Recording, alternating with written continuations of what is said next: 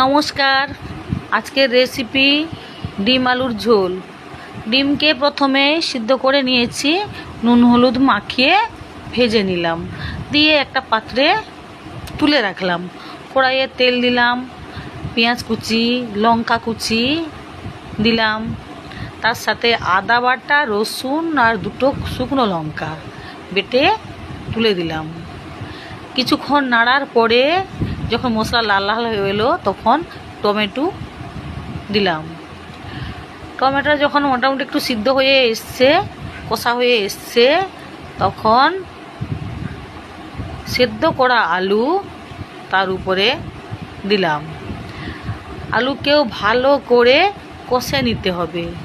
ভালো করে কষা হয়ে গেলে পরিমাণ মতো নুন হলুদ দিলাম, তারপরে জল দিলাম। 5-7 মিনিট ফোটার পরে ভাজা ডিম তুলে দিলাম, আর 2-4 মিনিট পরে ফোটার পরে গরম মশলা দিয়ে নামিয়ে আনলাম।